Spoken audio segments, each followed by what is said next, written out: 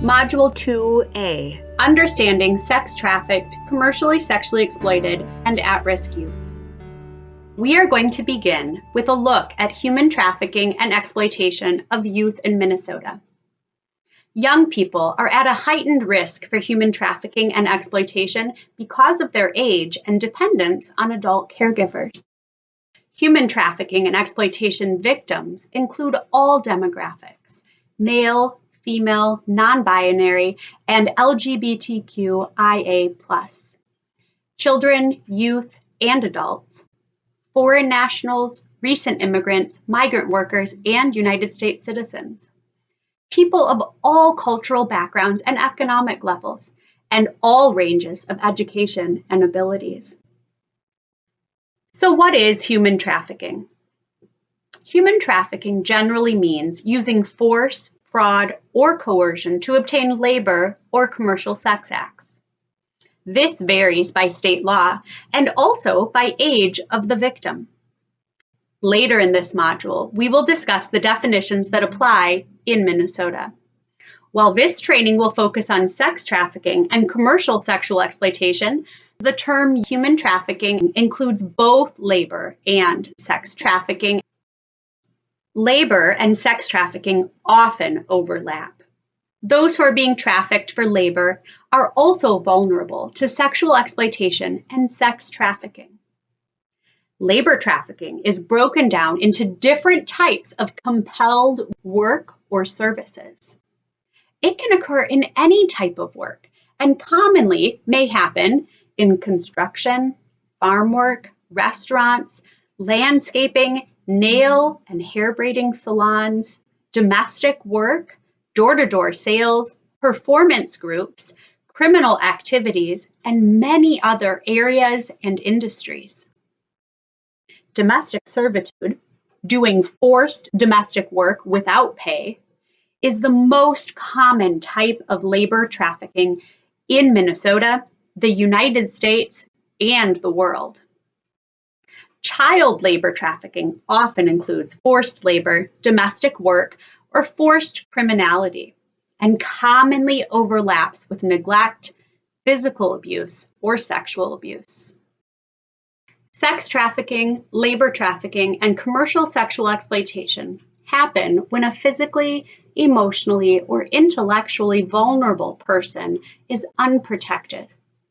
If they have core needs that are unmet, food, clothing, shelter, safety, love, or a sense of belonging, they can fall prey to the promise of satisfying those needs when it is offered by someone who is a recruiter or a trafficker. Accepting that help soon leads to requirements to provide sex acts or labor. Threats by the trafficker to stop meeting those needs, along with other threats or intimidation, can force the person to continue providing labor or performing sex acts. In the work that we do, the legal definitions of terms related to sex trafficking, exploitation, and risk are important. Those definitions often determine the resources and services that are available, as well as the reporting requirements and responses from child protection, law enforcement, and courts. Let's examine the definitions of commercial sexual exploitation, sex trafficking, and at-risk youth that apply in Minnesota. When needed, children and youth who currently or previously experienced commercial sexual exploitation or sex trafficking are eligible for Title IV-E reimbursement for placement in a specialized setting for sex trafficked, commercially sexually exploited, or at-risk youth. These requirements are effective September 30th, 2021, as part of the implementation of the Family First Prevention Services Act of 2018. Minnesota's implementation of the Family First legislation also allows for specialized placements of youth considered to be at risk of sex trafficking or commercial sexual exploitation. We're going to begin with defining commercial sexual exploitation. Commercial sexual exploitation includes all situations in which a person exchanges something of value or promises to exchange something of value for a sexual act like intercourse, sexual touching, stripping, sexual performances, or sexual images. Commercial sexual exploitation is the term used in Minnesota for the federal definition of sex trafficking. The broader definition of sexually exploited youth is in Minnesota statutes, section 260C.007, subdivision 31, and commercial sexual exploitation is one part of that. Sex trafficking is defined in Minnesota as the act of a third party, not the purchaser or the victim, facilitating or profiting from a commercial sex act performed by another person. The populations of youth at risk of sex trafficking or commercial sexual exploitation is not defined in federal or state law. Department of Human Services staff has worked with a broad cross-section of stakeholders to define which youth are at risk. The definition we will talk about next must be used by child welfare agency staff when determining which youth are eligible for placement in a specialized setting for sex trafficked, commercially sexually exploited, or at-risk youth. The definition is not based on assessing indicators or signs of potential trafficking. Instead, it is made up of a combination of risk factors that increase vulnerability for trafficking and exploitation. Just because a youth meets risk factors does not necessarily mean that a youth has been trafficked or exploited. A person is at risk for sex trafficking or commercial sexual exploitation if they have one or more of the following primary risk factors currently or in the past. 1. Experiencing forms of sexual exploitation, including pornography or sexual performance, either commercial or non-commercial. 2. Connected to family members or others who have been sexually exploited or who buy or sell sex. Or 3. Experiencing labor trafficking, labor exploitation, or wage theft. If no primary risk factors are present, a person with two or more of the following secondary factors, currently or in the past, is considered at risk. 1. Alleged to be a victim of child maltreatment, as defined by Minnesota statutes, section 260E, or other similar law, such as sexual or physical abuse or neglect. 2. Experiencing trauma, such as sexual, physical, or emotional abuse, or intimate partner or caregiver violence. 3. Experiencing homelessness, including youth kicked out of their home. 4. Lacking a long-lasting supportive relationship with at least one safe and trustworthy adult. 5.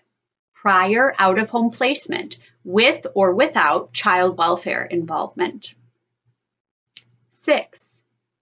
Substance abuse disorders.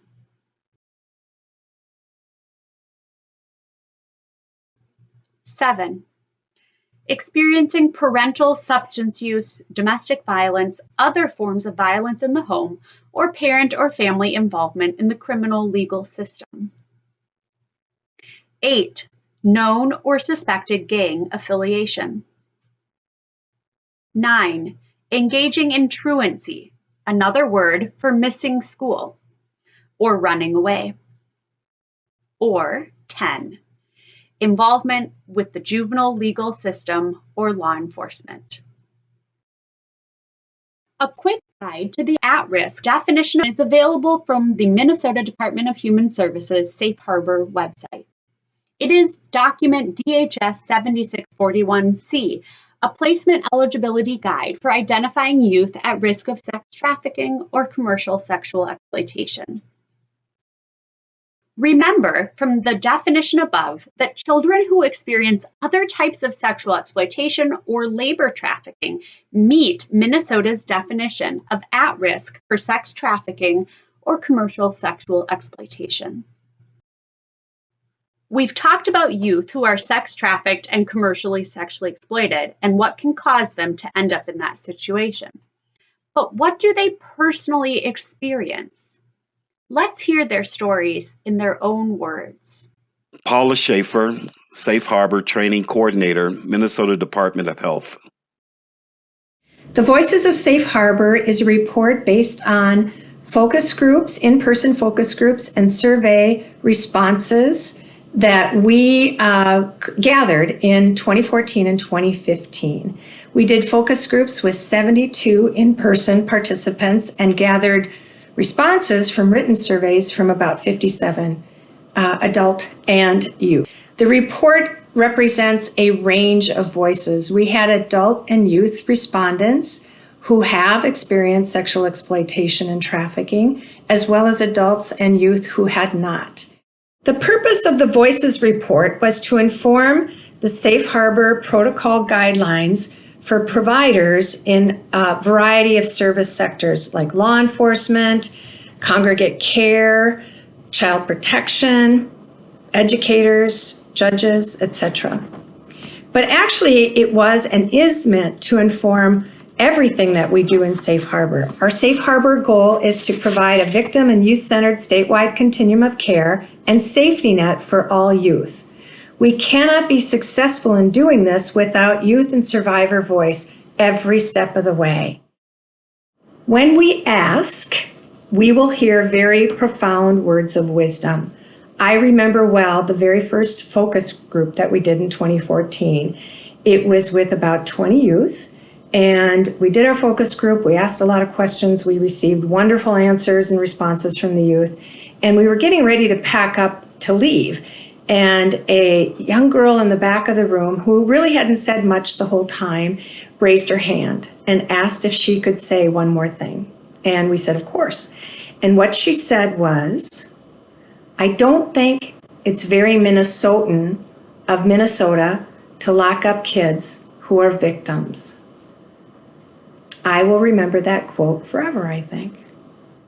There is so much to take away from the voices represented in this report. I think the biggest takeaway is that if we want to provide care, support, and best practice services for youth who have experienced sexual exploitation, or we want to prevent youth from being exploited in the first place, then we must see youth as partners and collaborators in this work.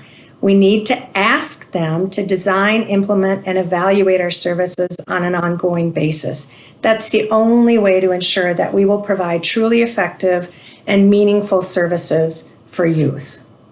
Some of the key findings from this report is that, one, is that youth wanted information and support and understanding what healthy relationships are. They wanted to know, what is a healthy relationship? What does it look like? What isn't a healthy relationship? This was a big theme. I remember one young person in one of the focus groups saying, I didn't have healthy relationships at home. If I knew what a healthy relationship was, maybe I wouldn't have gone with that guy.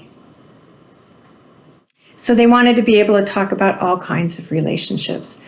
Another theme that came out in the focus groups is that youth wanted real and comprehensive sex education for all genders, for all sexual orientations.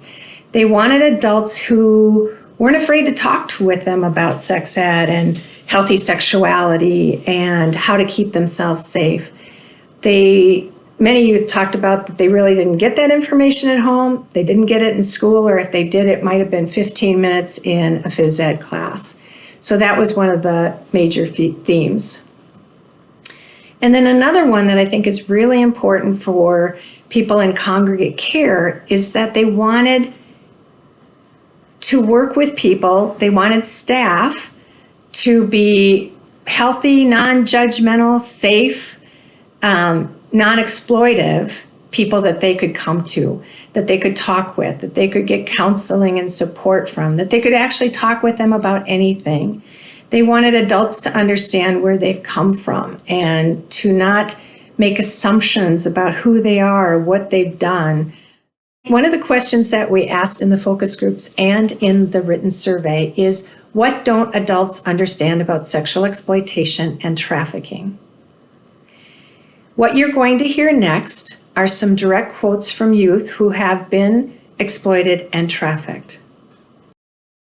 Because you're a prostitute, they think you're dirty, filthy, that you're trying to get over. They don't think maybe this person needs counseling instead of labeling them as a prostitute. They don't think that there could be reasons behind it. They forget the purpose and why youth are doing what they are doing. It's survival. People don't go out with the intention of what they do. They forget they haven't gone through what we've been through. Another thing that adults don't really get is that they need to take kids seriously. They just can't talk to a school counselor and everything will be okay. Sometimes you have to ask questions before jumping to conclusions. You have to ask what their story is and how they end up doing this. And then finally, if you aren't going to help us with jobs and housing, then you can't complain about what we do to survive. Use Voices of Safe Harbor to guide you in your interactions with youth, in your program design and implementation, and the evaluation of your services. But don't stop there.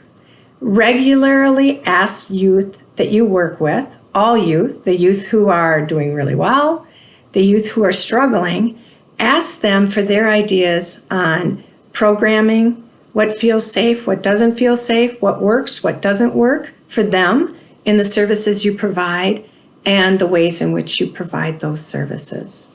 Remember, it's all about relationships, providing youth with safe, non-judgmental, compassionate adults who care about youth and who are interested in what they have to say, what their hopes and dreams are, and interested in their lives. Voices of Safe Harbor, Words of Youth and Survivors of Sexual Exploitation in Minnesota. A lot of youth in the life don't want to be in it or doing it. They're like, stay away from the guys. Stay away from the drugs. Stop doing it. It's easier said than done. You can't just stop. For me, there was somebody behind me who always came back even when I went somewhere different. He would find me or his group of friends. If a girl is involved with a guy who's gang affiliated or they have a group of partners, they're all in it together and they all communicate together about the girls. It's kind of organized for some. Whatever men asked of me, I did, so I could eat.